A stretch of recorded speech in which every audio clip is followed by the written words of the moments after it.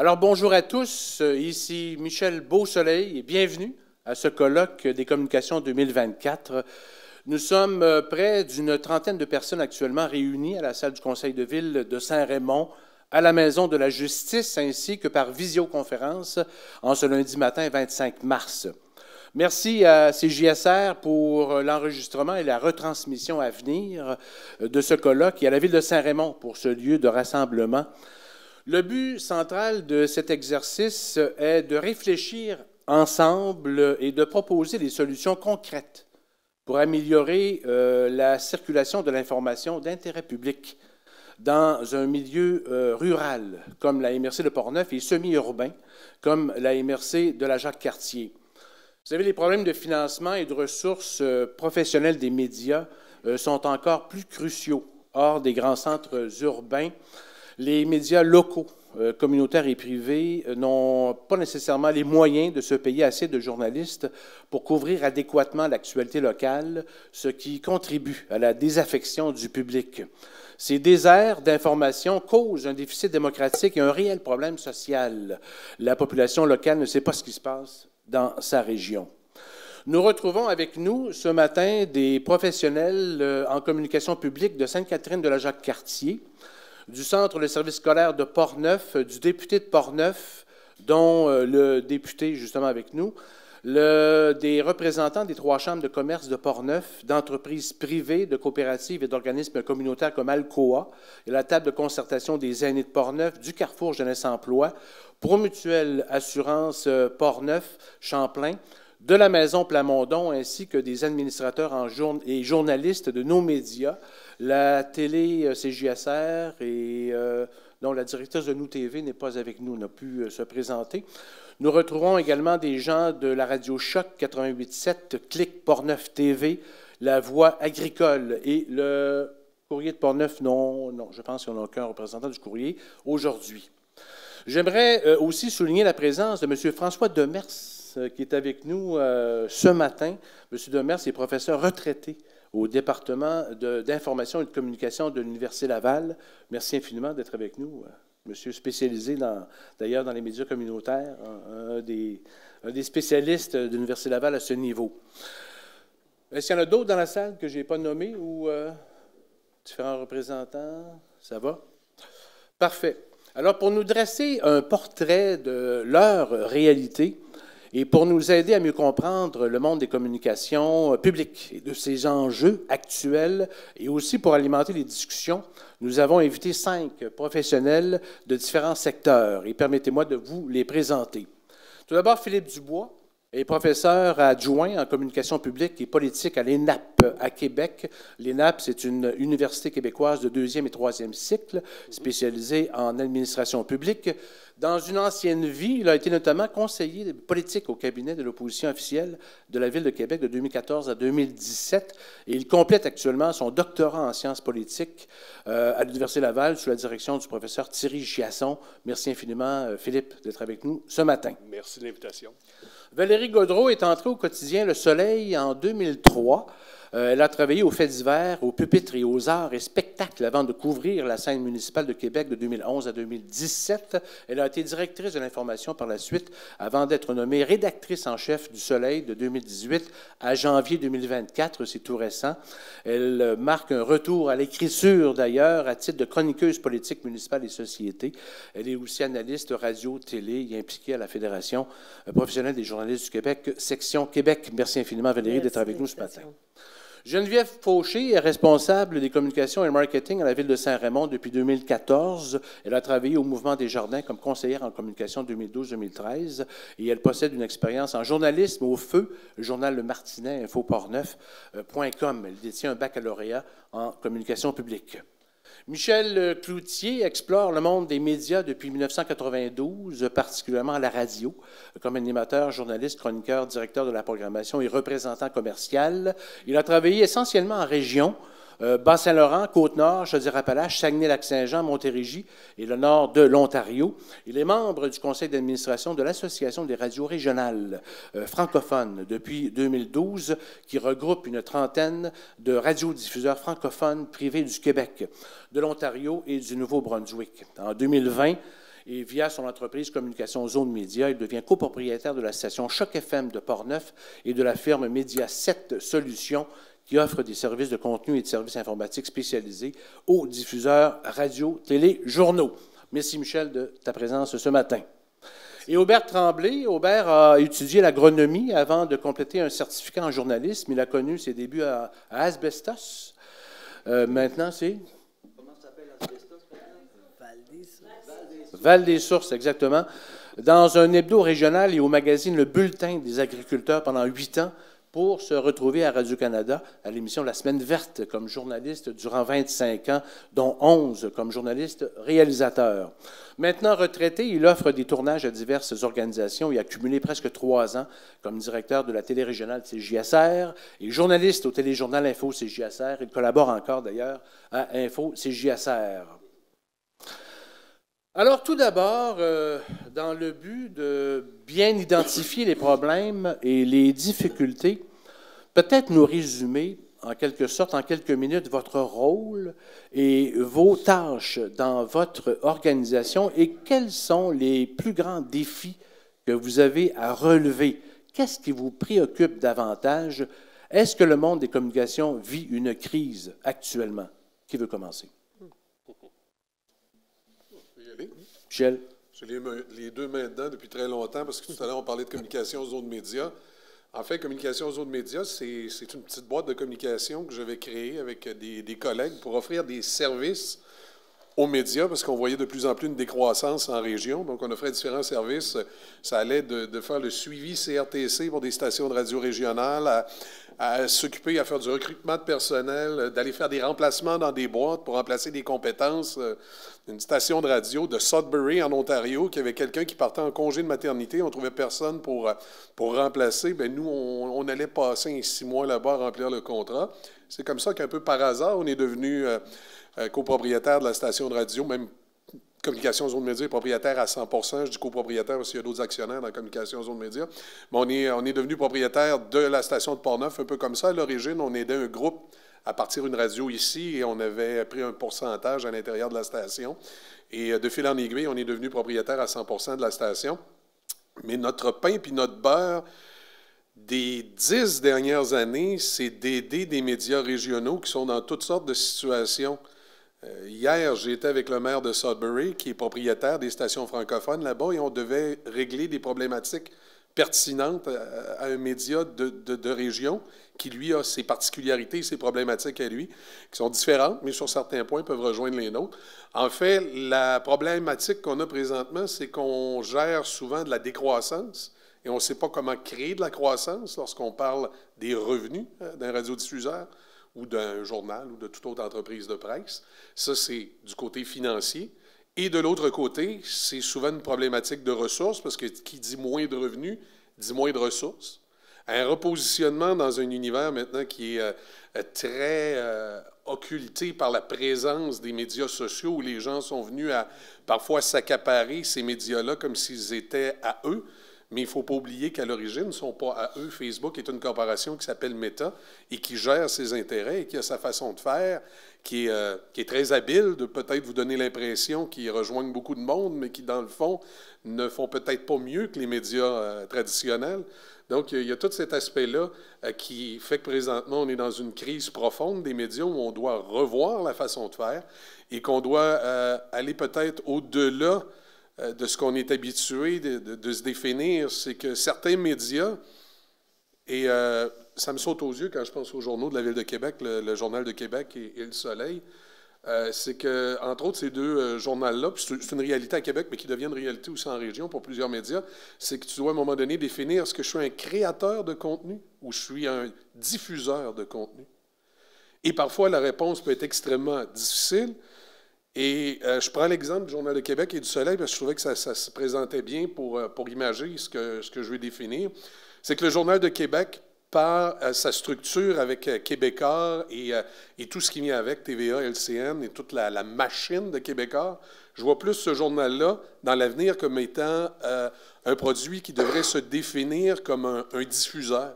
C'est-à-dire, on prend nos chroniqueurs de TVA, on prend de la nouvelle qui ne sera pas nécessairement créée par nos journalistes et on le diffuse. Alors que je verrais plutôt le Soleil, lui, se définir comme un créateur de contenu, c'est-à-dire on va chercher le maximum de ressources, on le met sur notre contenu, et là, on ouvre la porte à l'offrir même à d'autres médias. Ce qui voudrait dire que, ironiquement, peut-être dans 20 ans, on pourrait avoir une plateforme du Journal de Québec avec des nouvelles locales faites par l'agence presse Le Soleil, tu sais, exemple. Mais je pense que c'est dans ces redéfinitions-là que les médias vont trouver leur salut. Et quand on regarde la structure, par exemple, du Journal de Québec et du Soleil, je pense que la structure actuelle du Soleil se prêterait plus à faire un créateur de contenu et la structure du Journal de Québec de faire un diffuseur. Après ça, on doit se poser la même question avec chacun de nos médias en région. Et par exemple, dans le cas de Portneuf, moi, je pense que Choc FM va être de plus en plus un diffuseur de contenu.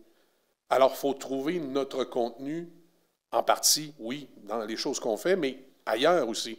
Et dans le cas des nouvelles, je pense que ça va devenir de plus en plus évident que si tu es diffuseur de contenu, c'est difficile d'investir dans ta salle des nouvelles avec des journalistes à temps plein qui sont partout parce que c'est pas rentable. On va se le dire, hein, c'est pas rentable.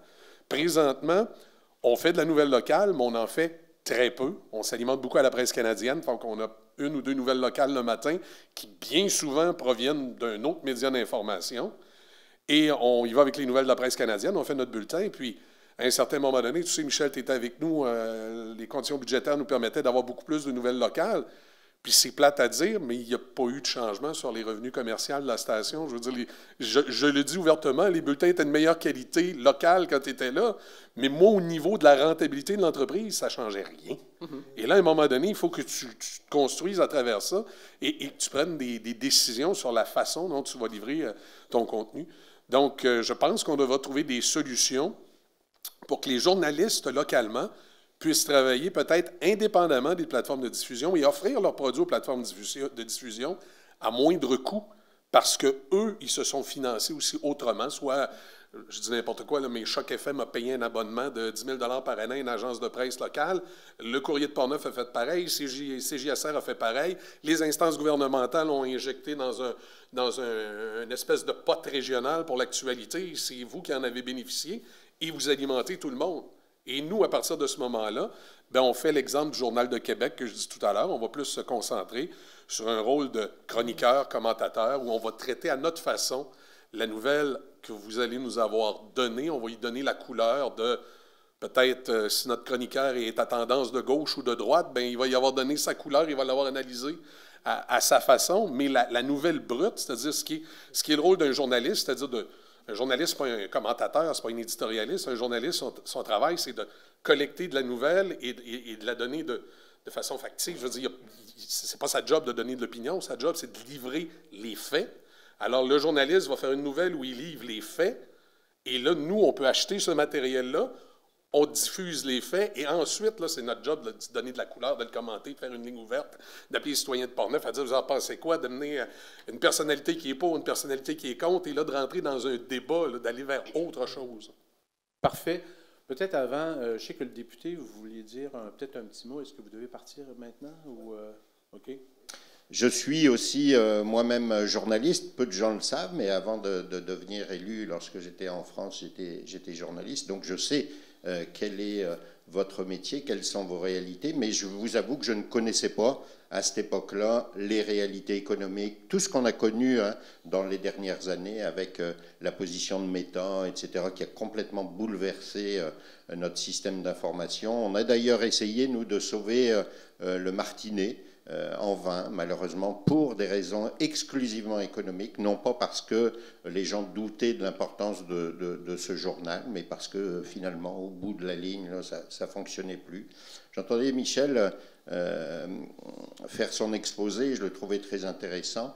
Et oui, Meta a complètement bouleversé notre société, mais notre société est également complètement bouleversée. C'est-à-dire que les gens veulent entendre ce qui fait leur affaire finalement, et le travail de journalisme des fois s'effrite un petit peu selon moi, et ça c'est ce que je déplore parce qu'on aurait tous tendance à tomber dans une certaine forme de populisme, et dans la rédaction d'articles à destination et à saveur régionale. Mais justement, il ne faut pas tomber dans tout ça, parce que ce que les gens réclament et ce que les gens attendent, c'est savoir ce qui se passe un petit peu dans notre beau comté. La circonscription Portneuf est grande, et il y a des gens, je voyais des gens d'un peu partout ici aujourd'hui, mais les gens sont intéressés de savoir ce qui se passe à Saint-Casimir. Les gens sont même s'ils demeurent à Saint-Raymond, là, parce qu'on est une communauté qui s'est serrée. Maintenant, ça, c'est un constat, les gens ont besoin de savoir. Je remercie d'ailleurs tous les journalistes qui prennent encore le temps de venir participer aux conférences de presse, etc., pour diffuser cette belle information. Mais le constat est là, c'est qu'il y a une difficulté financière qui est évidente. Donc, moi, à ma petite manière, écoutez, je vais toujours essayer d'accompagner les projets qui vont permettre à l'actualité de vivre, mais surtout au ciment qui existe grâce à votre action sur le terrain, de demeurer aussi solide, parce que c'est ce qui fait la réalité d'une zone qui est en vitalité et qui le démontre. Bien souvent, lorsque j'échange avec mes collègues députés de la région de Québec, par exemple, ils me trouvent bien chanceux parce qu'ils me disent « Vincent, quand tu fais quelque chose, les médias le reprennent ». En revanche, malheureusement, un élu qui appartient à Québec Intramuros, eh bien, lorsqu'il va faire la nouvelle, bien souvent, c'est parce qu'on a trouvé quelque chose de moins intéressant concernant son plan de carrière, plutôt que quelque chose d'intéressant au bénéfice de la population. Ça, je vous avoue que je le déplore, mais c'est la réalité, parce qu'encore une fois, ce qu'attendent les gens aujourd'hui, c'est plus un petit peu du sensationnel que des bonnes nouvelles. Alors, moi, je vous encourage à poursuivre. Merci de participer à cette belle réflexion. J'espère que ça va porter ses fruits. Et puis, encore une fois, Michel, à ma manière, si je peux aider d'une façon ou d'une autre, c'est avec plaisir que je vais le faire.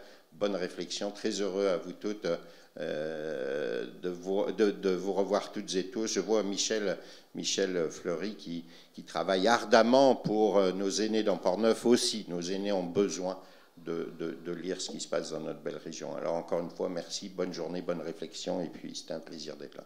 Merci, M. Caron. Alors, continuons justement le portrait, en fait, de comment est-ce que quelqu'un veut continuer. Valérie, peut-être? Bien, j'ai envie de rebondir sur Michel Cloutier, puis de saluer François Demers, que j'ai eu comme professeur à la fin du siècle dernier à l'université. Écoutez, ben, moi, je suis arrivée dans le métier justement en 2003, donc 20 ans au soleil, où j'ai vu l'évolution de l'industrie, effectivement, en termes de presse écrite dans ce cas-ci, mais particulièrement à la direction. À partir de 2017, je termine, comme Michel le disait, un mandat où j'ai vraiment beaucoup aimé la gestion, mais j'ai aussi eu, on dirait, une espèce de version condensée que certains vivent sur 10, 15, 20 ans, parfois, de direction, et ça prouve un peu à l'image de l'industrie des médias, de la presse écrite particulièrement. Donc, moi, j'ai connu, entre 2018 et 2024, comme rédactrice en chef, 2 programmes de départ volontaire, des coupures, une faillite, une composition en coop et une pandémie. Alors, je pense que ça résume un peu le crash course, comme on dit en latin, auquel j'ai eu droit pour voir à quel point on a dû se serrer les coudes à travers ça. Tout ce contexte-là de crise, il nous fait réaliser plusieurs constats. L'aide publique, notamment, qui était réclamée de longue date. On a eu une espèce d'accélération au soleil, nous, de façon personnelle, lorsqu'il y a eu Groupe Capital Média, donc, qui était l'ancien, lorsque GESCA, donc Power Corporation, s'était un peu débarrassé de nous, il faut le dire. Il nous a vendu à très peu de frais à M. Martin Cochon. Et bon, tout ce projet-là a eu du bon à certains égards. Ça nous a permis de survivre, ce qui n'aurait peut-être pas été possible dans le giron de la presse de Montréal où on était. Mais toujours est-il que bon, ce modèle-là est arrivé à une fin, et le soutien de la communauté, la peur de nous perdre, parce que ce n'était pas que le soleil, c'est les 6 journaux. En 2019, le 15 août 2019, lorsqu'on a eu cette annonce, c'était aussi la Tribune de Sherbrooke, le Nouvelliste de Trois-Rivières, le Droit de Gatineau, c'est la Voix de l'Est de Grande-Bay, qui est le plus petit quotidien francophone au Québec. Et le quotidien de Saguenay, évidemment, qui est le plus vieux de notre gang, qui a 138 ans aujourd'hui. Le Soleil a 127 ans. Donc, vous voyez comment cette information régionale est implantée. Donc, nous, cette espèce de courant de peur de nous perdre, le courant de sympathie qui est arrivé, a donné quelques pistes de réflexion. J'étais à la direction et on s'est dit, à un moment donné, les gens sont arrivés, puis moi, c'est un des points que je vais parler en termes de structure de l'industrie. Nous, les gens ont dit, là, votre information, elle est gratuite. Pendant 200 ans, dans la presse industrielle, les gens ont payé. On allait acheter notre journal au kiosque, au dépanneur, on payait notre abonnement, il y avait quelque chose. Là, tout à coup, les gens ont dit, mais là, vous êtes en train de mourir sous nos yeux, là, en faillite. Puis, on a eu un mouvement de dons. On les a appelés les ambassadeurs. On a fait un concert bénéfice. On a eu une espèce de mouvement où les gens disaient, moi, j'ai avoir le papier en 2000, à l'époque, on était en 2019, ça ne m'intéresse plus. J'ai envie de payer. Donc, la réflexion sur aller vers un modèle payant a été accélérée, a été confirmée par la pandémie. Ça a un peu été un espèce d'électrochoc que devancé. Et tout ça suivait la constitution en coopérative, donc a été officialisée le 4 mars 2020 et le 13 mars, le Québec fermait. Alors, pour vous dire à quel point on ne l'a pas eu facile, et c'était le cas de tout le monde, mais la pandémie aussi a obligé les gouvernements à se dire, savez-vous, si on veut la vitalité de nos médias, bien, on avait tous peur de ça. Le fédéral a mis un programme de crédit d'impôt. Personne n'est mort. Il y a un programme, puis là, je vais rebondir sur ce que Michel disait. La question de diffuseur-producteur, moi, je le vois à deux égards, et je sais que le projet qui est présenté, je le dis tout de suite, je suis favorable. Je le trouve extrêmement intéressant parce que j'y trouve l'inspiration non seulement dans les grandes agences de presse comme sont la Presse canadienne ou sur le plan international l'AFP ou autres, Agence France Presse, Associated Press, qui ont de tout temps mis en commun des ressources et du contenu. Et ce que j'aimais dans la vision diffuseur-producteur de Michel, c'est que nous, dans les coops de l'information, à partir du moment où les 6 journaux que je vous ai mentionnés, que je viens de vous mentionner, on dit on devient une coopérative avec des unités médias régionales qui gardent leur marque, donc qui restent ancrées dans leur histoire. Il y a un partage de contenu. Il faut viser l'efficacité. C'est pas vrai qu'un nouvel album d'une vedette de portée nationale comme Pierre Lapointe aurait besoin de 6 textes. Ça peut être frustrant parfois parce qu'il y a toujours quelqu'un, le réalisateur de l'album ou le parolier vient de Granby ou un autre vient de Québec. Puis on aimerait avoir la couleur locale. C'est pas toujours possible. Et j'aime bien mieux qu'on ait un texte dans les 6 journaux pareils sur Pierre Lapointe et que peut-être un journaliste dans la section des arts du droit à Gatineau ou peut-être à Shawinigan, parce que je pense que sur le plan de la gestion des arts, il y a eu des petits problèmes récemment, soit en train d'enquêter, par exemple, sur des subventions ou l'usage de fonds. Vous savez, donc, d'éviter ces dédoublements. Fait que pour moi, il y a déjà là ce modèle qui, effectivement, le danger, c'est de perdre peut-être parfois un peu la couleur hyper locale, parce qu'il faut la conserver.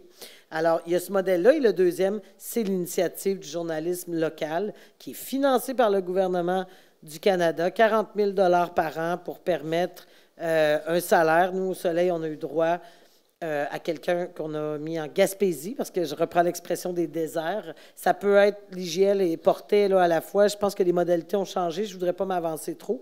Mais à l'époque, nous, on a eu un jeune journaliste qui a fait ses premières armes à Gaspé pour le Soleil. Mes collègues du quotidien, par exemple, ont un IGL, donc quelqu'un qui est dédié aux affaires autochtones. Ça peut être le gouvernement. Ça peut être, par exemple, la couverture des enjeux jeunesse. Au droit à Gatineau, ça leur a permis d'avoir une journaliste francophone à Hyde Park, donc à l'Assemblée législative de l'Ontario. Alors, vous voyez, c'est ce genre de programme. Il ne faut pas avoir peur du financement public. Je terminerai comme ça. Je pense qu'on a tendance à démoniser, alors qu'on a vu que Radio-Canada a été le modèle. Ça n'a pas empêché des commissions parlementaires sur Charbonneau. C'est pas parce qu'il y a de l'argent public. Notre métier souffre beaucoup de critiques. On sort d'une période pandémique où il y a une polarisation importante reliée aux journalistes, perte de confiance. Oui, on se fait interpeller sur X en se faisant dire on sait bien, tu es d'accord, M. Legault paye ton salaire. Là. Vous voyez ce genre d'aberration, ça existe. Il ne faut pas se laisser abattre par cette minorité qui a perdu confiance dans les médias. Et je pense qu'on est tous assez professionnels, et les gouvernements et les élus locaux qui financent les médias d'une manière ou d'une autre sont assez intelligents pour savoir qu'une saine démocratie, c'est aussi l'autonomie journalistique. Merci, Valérie. Est-ce que... Merci. Oui, Aubert. J'aimerais rebondir sur le... Il ne faut pas avoir peur de l'argent public. Moi, j'étais directeur. Maintenant, c'est Suzy qui est directrice de CJSR. Eh bien, c'est évident que la télévision en région ne peut pas vivre sans l'argent public. Presque la moitié du financement vient du gouvernement provincial dans le cas d'une télévision régionale. Mais les télévisions régionales vivent aussi des problèmes majeurs parce qu'ils sont financés aussi par les câblo-distributeurs. Puis les câblo-distributeurs, actuellement, la télévision CJSR, son public est plutôt âgé. Les plus jeunes n'ont plus de câble ou à peu près. Donc, on se ramasse avec une division. On est obligé de se tourner vers le net pour rejoindre les plus jeunes, effectivement. Mais l'autre chose, je reviens aussi sur je fais du chemin là-dessus. Ce qu'on raconte sur le fait que les agences de presse, on regroupe les ressources. Nous autres, à CJSR, on est producteurs de contenu, mais je vois souvent dans les conférences de presse, on est 3 journalistes de 3 médias différents dans un petit milieu comme Portneuf. C'est parfaitement absurde actuellement, là. On a besoin absolument, si on veut avoir vraiment une couverture intéressante. On n'est pas dans un désert ici à Portneuf, parce qu'on a la radio, on a la télévision, on a les journaux, un journal. Mais donc, il faut absolument quand même... Là, 3 personnes couvrent la même nouvelle, puis on met ça, finalement, les 3 sur le net. C'est un peu... à quelque part, là, il y a vraiment une perte énorme. On ne peut pas se permettre ça dans une petite région comme nous autres, cette perte-là d'énergie et d'argent. Donc, je pense qu'on aurait intérêt à se mettre ensemble pour avoir, au lieu d'avoir 3 fois la même nouvelle dans 3 médias différents, avoir 3 nouvelles différentes dans chacun de ces médias-là aussi. Je revis ce que disait Michel aussi. Les médias comme CJSR pourraient devenir des diffuseurs, et puis la radio, même chose, puis même le journal aussi, parce que de toute façon, le net... Actuellement, ça combine le son, le vidéo et l'écrit. On a les 3 dedans, dans le net, là. Mais il y a des gens qui sont attachés au papier, il y a des gens qui écoutent la radio dans leur auto, par exemple. Fait qu'on a besoin des 3 médias, mais par le net, on les rejoint tous. Fait que moi, je me dis qu'il faudrait pouvoir avoir, comme tu le proposes, Michel, une agence de presse régionale, ou je ne sais pas, il faut absolument regrouper ces forces-là. Ça me semble imparable, il faut le faire absolument. Et puis nourrir un portail. Il y a des années, j'avais proposé d'ailleurs à la MRC de faire un portail web pour toute la MRC. Mais dans ce moment-là, je pensais que ce soit en général un portail. Mais maintenant, je me dis que ça prendrait d'abord et avant tout un portail d'information web pour tout le Portneuf et éventuellement la Jacques-Cartier aussi. Mais pour ça, par exemple, est-ce qu'il y a quelqu'un du Soleil, pas du Soleil, mais du Courrier de Portneuf ici aujourd'hui? Est-ce que quelqu'un tu as parlé de Clic Média, est-ce que quelqu'un a Clic Média ici aujourd'hui? Oui, on a Mme Dusablon, c'est ça. Il faut absolument qu'on se regroupe, Mme Dusablon. C'est le message que je voulais lancer aujourd'hui. Merci, Aubert. Est-ce que je peux y aller? Donc, moi, je ne travaille pas dans un média. Sauf que, de par mes fonctions, en étant responsable des communications de la Ville de Saint-Raymond, je dois m'assurer, en tout cas, je travaille à ce que les informations qui se rapportent à l'administration municipale soient connues de la population. Donc, nous avons plusieurs plateformes, là, allant du web, du journal, papier encore, des réseaux sociaux. Donc, j'ai pas cette opinion-là où je ne m'avancerai pas là, sur... comment vont les médias, sauf que je pourrais vous dire que dans les dernières années, on fait moins de conférences de presse parce que souvent, soit qu'on n'avait pas les journalistes, les médias qui se déplaçaient, donc on s'est trouvé d'autres moyens.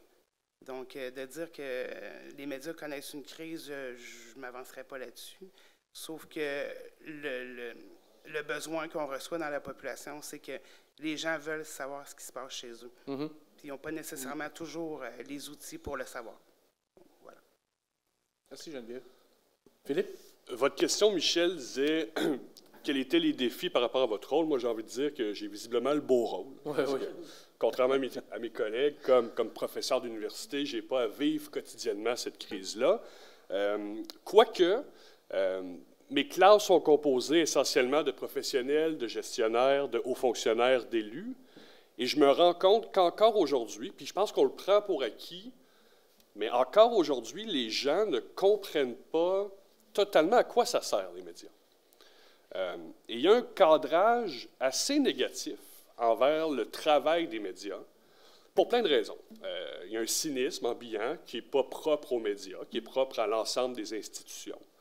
Il y a aussi une espèce de jeu médiatique qui s'est installé. Hein. Souvent, les médias ont été traditionnellement le passage obligé. On devait composer avec les médias, on devait se coltailler avec les médias parfois, on devait contrôler le message. Puis finalement, bien, ce jeu de chat et de souris-là entre les institutions et les médias, c'est un peu devenu une seconde nature. Et on a oublié le fait, à mon sens, que les médias vont mal parce que la démocratie va mal. Et ça, les études le montrent partout sur la planète. En Occident, la démocratie est en recul. La majorité des pays aujourd'hui ne vivent plus dans ce qu'on peut considérer comme étant être une démocratie saine. Et une des causes de ce recul-là, c'est la qualité du débat public, c'est la capacité que les journalistes ont à faire leur travail, c'est au final comment l'information peut circuler.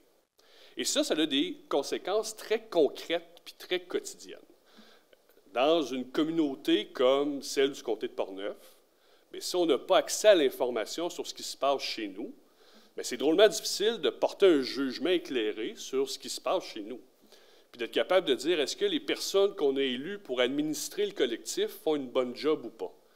Est-ce qu'on est en train, comme citoyens, d'en avoir assez pour notre argent ou d'avancer dans la direction qu'on veut avancer? Donc, cette crise de la démocratie-là, qui paraît comme étant très méta puis très loin de notre quotidien, au final, ça nous touche à tous les jours.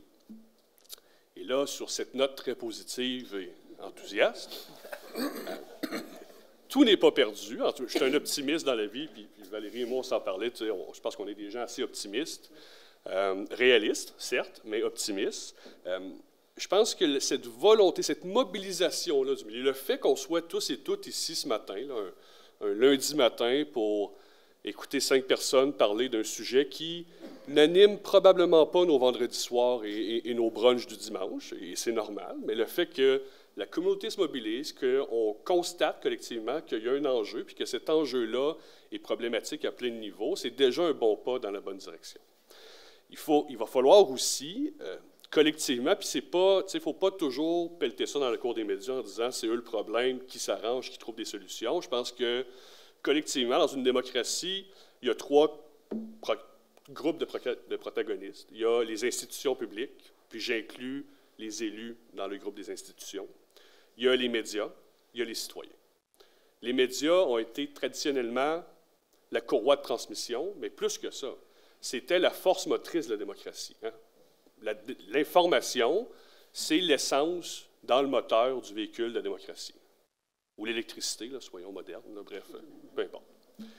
Et donc, je pense que si ces 3 groupes d'acteurs-là réussissent à se coaliser derrière l'objectif de faire circuler plus d'informations dans l'espace public, là, on a un début de solution. Bon, maintenant, il faut le financer, puis ça c'est un autre problème, puis je ne suis pas un spécialiste du financement des médias. Heureusement, j'ai envie de dire, parce que je comprends que c'est un casse-tête qui dépasse mes cours de gestion de médias sociaux, mais je pense qu'on a sur la table des ingrédients intéressants pour faire une recette qui pourrait plaire à plusieurs, mais encore faut-il avoir les moyens, et ça, c'est le défi, parce qu'au-delà de la reconnaissance du problème puis de la bonne volonté, bien, au final, tout le monde dans les groupes que j'ai nommés doivent mettre du pain sur la table et payer les factures à la fin du mois. Et ça, bien, ça coûte cher, puis l'information, c'est ni payant, puis j'ai envie de dire, parfois, c'est pas très sexy, mais c'est essentiel et incontournable. Comme on dit à la montagne, c'est un mal nécessaire. C'est un mal nécessaire, oui. Michel, si tu me permets, je vais rajouter quelque chose qui est quand même extrêmement important, puis je pense qu'il définit aussi le nœud du problème. Selon moi, et c'est de plus en plus vrai, il y a deux choses qui me sautent aux yeux. Bon, la première, il y a le financement. C'est une chose. La structure, etc., c'est avançant. L'autre, c'est un phénomène qui, depuis des années, vient un peu pourrir la crédibilité des médias ou qui vient assombrir tout le système. C'est un peu la méconnaissance pour le public ou la difficulté pour le public et les institutions, par exemple, comme une ville, par exemple, à bien comprendre le journaliste, le commentateur, le chroniqueur, l'éditorialiste. Confusion des genres. Confusion des genres qui est accentuée présentement par le manque de ressources qui fait qu'à un moment donné, c'est plus facile pour un média de dire « on a une couple de journalistes de moins, un commentateur, ça va coûter moins cher. » Alors là, la nouvelle se dénature plus facilement, est moins profonde. Le journaliste, souvent pas un vrai journaliste, est un lecteur de nouvelles qui est arrivé avec 3 ou 4 communiqués de presse, qui a sorti ça en ondes un peu comme il pouvait. Puis là, ben, il est un peu influencé par le commentateur qui est à côté, qui dit « lui, c'est un maudit pas bon. » Tu sais, il y a une espèce de jeu malsain qui se fait de plus en plus à l'interne des salles des nouvelles et des studios de mise en ondes, particulièrement dans le monde de la radio, où le manque de ressources fait que tu n'as pas de vrai journaliste qui vient te donner des faits factuels qui ensuite sont bien analysés. Ce qui fait que cette espèce de journalisme-là qui se retrouve dans l'espace a pour effet que les institutions publiques regardent les journalistes et disent « ouais, lui, pourquoi je donnerais des nouvelles? Il va encore me sortir ça tout croche. » C'est pas ça, par exemple, qui est arrivé avec la ville. Puis là, regarde, il est allé dans l'autre sens. Moi, je pense qu'on aurait, avec le concept du producteur de contenu versus le diffuseur, une occasion aussi de démélanger ça. Si les commentateurs, c'était les diffuseurs qui s'en occupaient, et les agences de presse s'occupaient du journaliste en tant que tel, d'amener le contenu factuel, qui là arriverait d'une agence de presse externe, qui, elle, pourrait être encore plus justifiée d'avoir un certain financement public, parce que son rôle est différent. Puis là, ça s'en va vers le diffuseur. Là, le diffuseur, lui, a une nouvelle qui vient quelque part de l'extérieur, qui est pas, un peu comme un sondage BBM. C'est pas la station de radio elle-même qui se sonde, c'est une firme extérieure. Mais là, tu as la nouvelle qui arrive de la firme extérieure avec des faits très factuels. Et là, ensuite, le commentateur, il donne sa couleur.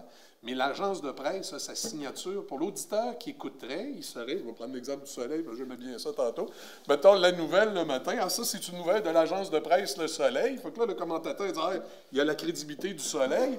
Et là, l'animateur, le Michel Cloutier, qui pourrait être en ondes, pourrait partir puis là, faire du millage sur son analyse et sa version à lui. Je pense que pour l'auditeur, là, il y aurait une espèce de meilleure facilité d'identifier là, OK, ça, c'est la grande gueule de commentateur qui me dit ce qu'il pense. Il y a peut-être raison, puis il n'y a peut-être pas raison. Mais par contre, les nouvelles, OK, ça, c'était le factuel de ce que le journaliste a. Et tout dépendant du média que tu écoutes, chaque média aurait sa couleur selon tout son lot de commentateurs et de chroniqueurs. Mais le journaliste et la nouvelle de base proviendraient d'une source qui gagnerait en crédibilité. Et en même temps, je pense qu'on pourrait faciliter des pistes de solutions pour le financement, parce que là, bien souvent, on voit le gouvernement qui garoche l'argent un peu à gauche et à droite, mais en bout de ligne, quand c'est garoché dans un média qui essaie de tout faire, qu'est-ce qui arrive en bout de ligne? Moi, les radiodiffuseurs privés, une des grandes frustrations, c'est tout l'argent qui est mis dans les radios communautaires qui, en ville, c'est une chose, mais en région, une radio communautaire régionale et une radio commerciale régionale, si vous prenez la station de radio de Matane et la station de radio de Gaspé, il y en a une qui est communautaire, puis il y en a une, c'est celle de Gaspé qui est communautaire, je vais aller ce bord-là. Il y en a une qui est communautaire, il y en a une qui est commerciale. Mais il y en a une qui est full subventionnée et l'autre ne l'est pas. Et celle qui est subventionnée, je ne suis pas sûr qu'elle prend nécessairement l'argent et qu'elle le met dans le service des nouvelles. Là. Elle a peut-être acheté une console neuve, elle a acheté un beau mobile, c'est le fun, c'est pas venu, même le char de l'année. À un moment donné, l'argent va à plein d'endroits, mais pas vraiment à ce que devrait servir pour la survie des médias. Et moi, je pense que si les subventions étaient d'abord envoyées dans des espèces de fonds régionaux dont on contrôle mieux où va l'argent, c'est de l'argent pour faire un service des nouvelles, c'est pas de l'argent pour acheter de l'équipement. Puis il pourrait avoir une autre enveloppe, que ce soit pour les médias communautaires ou même les médias commerciaux de région qui pourraient en avoir de besoin, une subvention gouvernementale qui dit, écoutez, on vous apporte une enveloppe d'argent, mais ça, c'est pour que vous puissiez changer votre émetteur. Ou avoir, on se disait récemment, souvent le problème des stations de radio en région, oui, bien c'est ça, ils veulent qu'on soit là quand la fin du monde arrive. Le problème, c'est qu'on n'a pas les moyens de se payer des génératrices à 25 000 hein, tu sais. Donc, il y a des éléments comme ça qui pourraient être très factuels où on aurait même un meilleur contrôle d'où va l'argent. Parce que moi, je pense qu'il y a suffisamment d'argent dans le système, mais il y a une problématique au niveau de la répartition. Et le manque de crédibilité que par la suite ça amène aux médias, ça fait que présentement, il y a probablement un paquet de petites plateformes Internet qui font de ce que j'appelle la fameuse fausse nouvelle, la fameuse fake news, qui se ramassent à réussir à aller chercher 2000 pièces de Joe Tremblay, électricien, qui, lui, pense qu'il investit dans un média sérieux, puis il met de la pub, puis là, l'argent, ça s'en va partout et nulle part, sauf à l'endroit où elle devrait être. Je voudrais juste, excuse-moi, préciser quelque chose quand même. L'argent qui va dans les médias communautaires, comme à CJSR, c'est précisé que ça prend 1 heure de nouvelles dedans, là, justement. L'argent ne va pas nécessairement. Si tu la mets juste dans les autos, tu ne pourras pas faire ton heure de nouvelles. Je veux juste préciser ça. Oui, c'est possible. Au niveau, je connais un peu moins le système de la télévision. Mais en radio, les radiodiffuseurs communautaires sont obligés à un certain nombre de minutes de nouvelles par le CRTC. Mais lorsqu'ils reçoivent l'enveloppe du gouvernement du Québec, qui est d'à peu près, je pense, de 60 000 de base, puis il y a d'autres montants, quand ça arrive à un moment donné à l'interne, ils font des rapports sur ce qu'ils ont fait, mais l'argent n'a pas nécessairement transigé de cette façon-là, alors que si tu donnais directement à l'agence de presse, tu es vraiment sûr que c'est de la nouvelle. La question, c'est comment on finance l'agence de presse en question. On pourrait en parler. Ah, OK, excuse-moi. Juste avant, peut-être, j'aimerais ça. Est-ce que des gens dans la salle qui aimeraient réagir jusqu'à maintenant ou poser une question? Oui. Ça prend un micro? Denis? Oui, peut-être le micro sans fil. Tu peux rester là. Oui, tu peux rester assis. On va parler dans le calme, mal l'enlever. Denis Gingras, président de CJSR. Merci pour me donner l'occasion d'essayer peut-être de trouver des solutions. Je voudrais faire peut-être un petit raccourci rapide sur, j'appelle ça un peu l'esprit de clocher. Peut-être que l'expression n'est plus bonne, mais comme la télévision communautaire TV Portneuf, qu'on appelle maintenant, CJSR, a des petites difficultés à être reconnu par les autres municipalités. Puis c'est encore vrai parce qu'on a fait le sondage qu'on avait fait avec le ministère de la Culture, quelque chose de très bien. On avait engagé une personne spécialisée pour constater qu'on est peut-être comme moins connu dans certaines municipalités. Or, depuis à peu près 2007-2008, quand Derry Télécom, à ce moment-là, qui est Cogeco aujourd'hui, a acheté Action, il appelait ça, je pense, oui, c'est ça, Action, à Pont-Rouge et à Saint-Marc. Ça a donné un nouveau défi. Stéphane est avec nous autres dans ce temps-là. CJSR est arrivé avec un nouveau défi, c'est qu'on avait agrandi notre territoire. Parce qu'avant ça, on comprend que c'était juste Saint-Raymond, Saint-Léonard, Rivière-à-Pierre, en tout cas, ceux qui avaient Derry Télécom dans le secteur nord de Saint-Raymond et tout ça. Mais c'est pas facile de se faire reconnaître comme étant vraiment rendu régional. On comprend que sur le bord du fleuve, les gens ne sont pas avec la plupart, là, comme Donnacona, Sud-Ameur, la Neuville. Par contre, on a une collaboration pareille de certaines municipalités de ce coin-là. Parce que moi, avec Michel Matt, à l'époque, notre ancien député, j'ai dit, est-ce qu'il y a une façon de rejoindre les maires? Parce que tout passe par les maires. J'ai demandé à Michel, est-ce que tu es capable de regrouper les maires qui viennent à Saint-Raymond, voir nos installations, puis voir jusqu'à quel point ils peuvent collaborer avec nous autres. Parce qu'automatiquement, on avait plus de dépenses. On n'avait pas moins de journalistes, mais on avait plus de dépenses. Surtout au niveau du transport, payer nos employés pour se déplacer.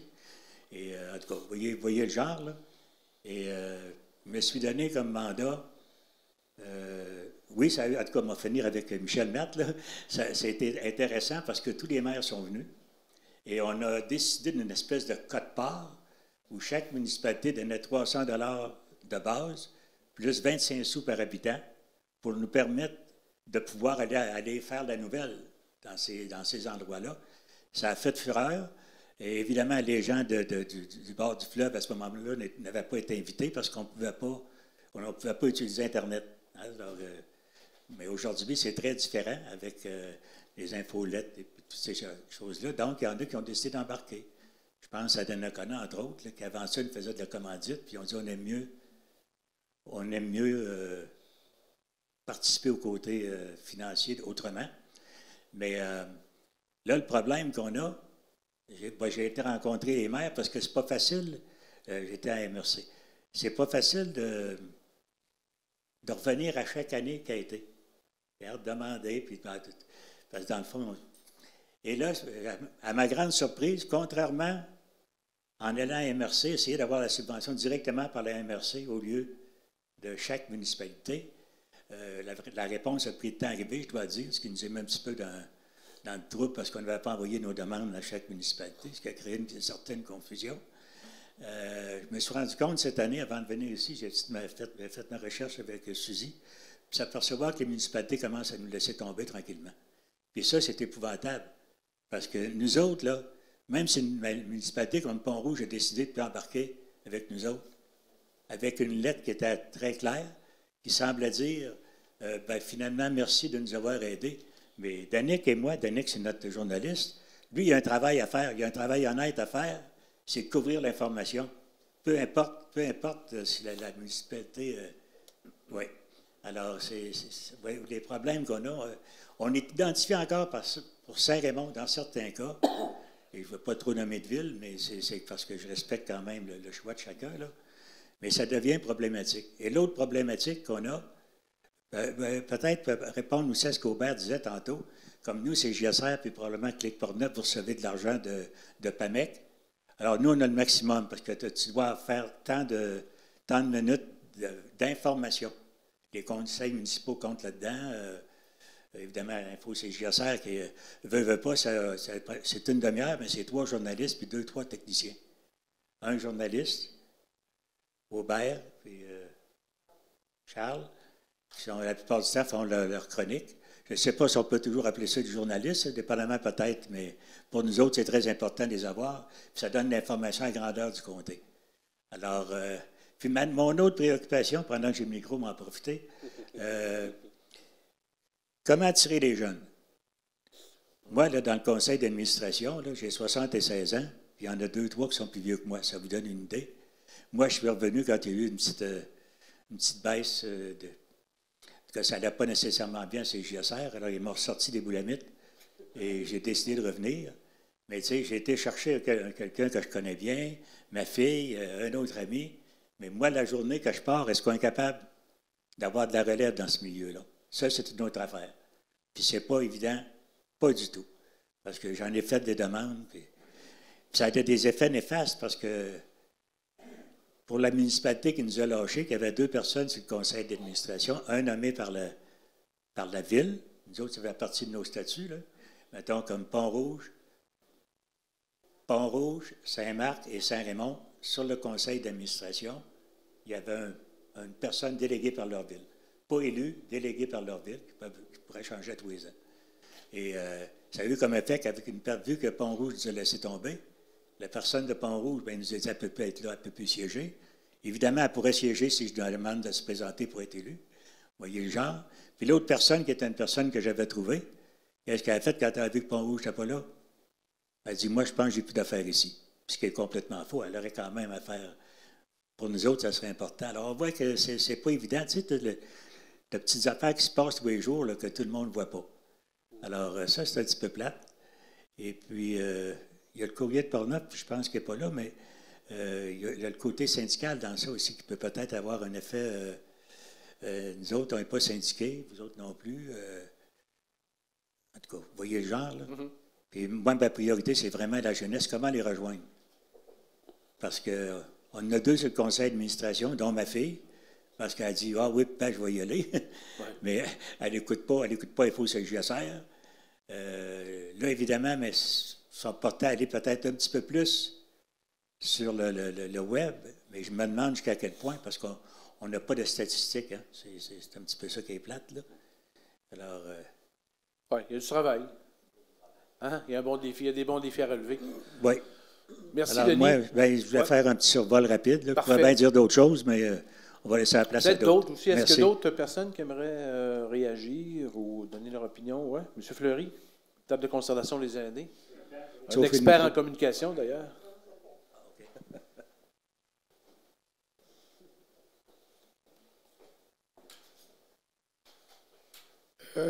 Ma contribution se veut de base, disons. Et où je me préoccupe, c'est par rapport à qui on veut rejoindre. Je sais que moi, j'ai demeuré ici dans Port-Neuf longtemps. Au niveau des informations régionales, bon, le câble est là, la fibre optique avec TELUS, et les médias de la grande région de Québec, au niveau de la télévision, sont là. Mais si on veut rejoindre notre clientèle de Port-Neuf, bien, on a quelques outils. Bon, on pense à CJSR, on pense à nos journaux locaux, mais encore là, il me semble là, qu'il y a du travail à faire. Là, vous parlez d'agences de presse régionales qui aideraient, mais encore là, les jeunes, on les rejoint comment? Puis une question que je poserais à Mme Fauché, parce que les citoyens de Saint-Raymond, entre autres, sont intéressés par ce qui se passe chez eux. Est-ce qu'il y a déjà eu des analyses de code d'écoute de la couverture du conseil municipal? Moi, on m'a toujours dit que c'était une émission qui était beaucoup écoutée lorsque le conseil siège. S'il y a eu donc, il doit y avoir des résultats. Et ça, à mon sens, ça donne une couleur à ce que les gens veulent savoir. Et moi, j'ose extrapoler par rapport aux aînés. Puis là, entendons-nous, là, il y a les aînés qui s'en viennent et puis qui connaissent les médias, puis qui connaissent le web, mais il y a ceux qui sont déjà là, qui pour eux autres, l'écrit, c'est déjà quelque chose, mais en tout cas, et je me demandais un jour jusqu'à dans quelle mesure on ne devrait pas développer dans chacune des municipalités un service de communication pour permettre de brasser l'information qui concerne les gens chez eux. Comme je vous ai dit, mes réflexions sont de base, là, mais il reste que ça rejoint les difficultés qu'on a à rejoindre nos clientèles. Alors, on continuera un petit peu plus tard. Oui. Dans le fond, là, je pense que c'est quelque chose là, qu'on n'a pas là, comme outil d'être en mesure d'aller chercher l'auditoire, le profil, le nombre de personnes là, qui visionnent la séance du conseil. Donc, on n'a pas ces chiffres-là. Sauf que maintenant, la séance du conseil est en direct sur le web et sur Facebook. Donc, ça, avec Facebook, on peut pouvoir voir l'auditoire. En live, on peut avoir peut-être 50, 60 personnes, sauf que les gens, puisqu'ils peuvent le visionner en différé, là, ça peut monter jusqu'à 1000, 2000, oui, quand même, tout dépendamment là, des dossiers qui sont présentés. Donc, on se souvient que c'est l'information de la municipalité. Oui, parce que... Oui, c'est ce que je disais là, tout à l'heure. Là. En tant que ville, là, c'est de l'information qui se rapporte à l'administration municipale. On élargit un peu avec les organismes, les comités, les associations, sauf que ce qui se passe là, dans la vie, ça va quand même plus loin que ça. Là. Quand on a des dossiers comme la santé ou des développements domiciliaires ou quoi que ce soit, là, la Ville va faire son bout de chemin quand même là-dedans. Puis on essaie de pouvoir transmettre l'information aussi à la population via nos plateformes qu'on a à la Ville. Valérie? Oui, moi, je voudrais rebondir autant ce que M. Gingras et M. Fleury évoquent quand on parle de rajeunir. C'est un grand défi. Hein? Puis moi, c'est quelque chose qui me préoccupe beaucoup. Je suis restée, là, je vous le disais, je viens de l'Université Laval, je suis restée extrêmement proche. Il y a un programme de stage qui existait au Soleil longtemps. Je vous ai évoqué l'IGL. Le jeune en Gaspésie dont je vous parlais, là, il sortait d'ATM à Jonquière, il avait 20 ans. Il n'était jamais allé en Gaspésie de sa vie. Il s'est installé en pleine pandémie. Tu sais, des jeunes volontaires, des bons jeunes, puis là, je ne veux pas faire celle qui dit on travaillait fort dans mon temps, mais il y a une réalité, il y a une précarité du métier aussi. Donner envie là, à quelqu'un de faire une carrière en journalisme dans le milieu plus rural, là, je vois le journaliste, je trouve ça super. Moi, il y a des belles carrières possibles, et ça, il faut le redire et le répéter. Mais à un moment donné, si tu es pigiste, que tu n'as pas de quoi vivre, bien là, qu'est-ce qui arrive? Bien, tu multiplies des contrats rédactionnels. Il peut y avoir là une crainte de conflit d'intérêt. d'être trop proche d'une autre instance qui fait qu'un jour, tu vas te faire dire, ben oui, mais on sait bien, est-ce que tu as l'autonomie rédactionnelle pour critiquer un tel si on sait que tu participes? Alors, il y a tout, puis ça, je vous dis, ça arrive, je veux dire, dans les grands centres aussi, là. Nous, on a eu énormément de départs, de coupures, comme partout. On a dû faire des choix. On a essayé de préserver notre relève parce que c'est cette courbe-là que c'est l'avenir, il faut. Mais d'un côté, plus il y a une précarisation du métier, moins c'est attrayant et moins les jeunes ont le sentiment qu'ils peuvent mener une carrière en journalisme, alors que je dirais que c'est faux et il y a vraiment un message qu'on ne le voit pas assez de l'extérieur parce qu'on ne parle que de coupure, mais c'est étrange l'espèce de pénurie de talent qu'on cherche en fait. Il y a une certaine pénurie de journalistes.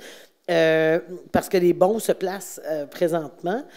Puis des fois, à Québec, ben, ils se placent, puis ils regardent vers Montréal. Puis là, si tu te places à Lévis, ben, tu veux travailler à Québec. Puis si tu te places à Saint-Raymond, ben, tu veux travailler. Donc, il y a toujours cette crainte de l'attrait du plus grand centre.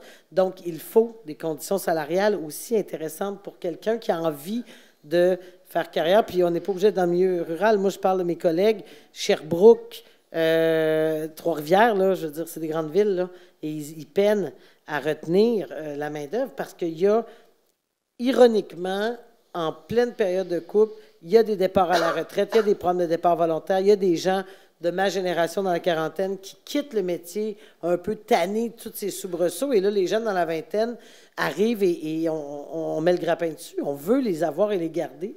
Alors, cette réalité d'être capable d'offrir un salaire stable pour préserver aussi l'autonomie, c'est extrêmement important. Puis je pense que c'est un enjeu là, qui est partagé de tout le monde. C'est une grande problématique qui est aussi des fois distorsionnée par les grands centres. C'est que les gens on voit Paul Arcand, tu sais, 300 000 à 400 000 par année. On entend parler à Québec à une certaine époque de Jeff Fillion qui faisait 180 000 par année. Puis je peux vous dire que présentement, il y a des gens à CJMF à Québec qui font du 300 000 à 400 000 par année pour animer un morning show. Mais moi, c'est même pas le revenu global de l'année de Choc FM. Là. Tu sais, nous autres, quand on va avoir fermé l'année autour de 375 000, 400 000, et on a fait une bonne année, là. Ça veut dire, moi, un journaliste qui vient chez nous, c'est plate, mais je ne suis pas capable d'y offrir plus que 40 000 par année. Il me regarde et il me dit, ouais, à temps plein, puis un petit peu de fin de semaine chez McDo, je vais faire plus. Là. Ça devient la réalité. Là. Donc, il faut être capable de consolider cette industrie-là pour effectivement offrir des bons salaires, pour avoir des journalistes compétents et intéressés. Parce qu'on ne peut pas seulement, comme on le fait présentement, se fier sur comment je pourrais expliquer ça? La dévotion qu'ont vraiment certaines personnes envers les médias, que ça leur tient à cœur d'informer leur milieu, puis qui vont venir travailler dans leur milieu à bas prix pour informer les gens, parce se trouver une job sideline ailleurs dans un marché extérieur.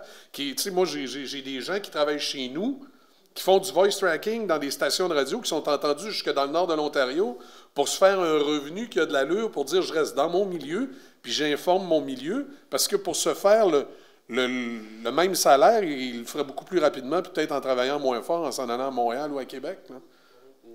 Donc, il y a une réalité à ce niveau-là. Là. Puis d'ailleurs, il faut que les stations, puis ça a été un grand drame pour les stations de région, parce qu'on parlait tout à l'heure des gardes de clocher. Il y a beaucoup de stations de région qui disent moi, je ne veux pas que mon staff travaille pour des stations de radio de l'extérieur. Il va ah non, je veux qu'il travaille juste pour moi. Bien, si tu as cette attitude-là, tu perds ton monde.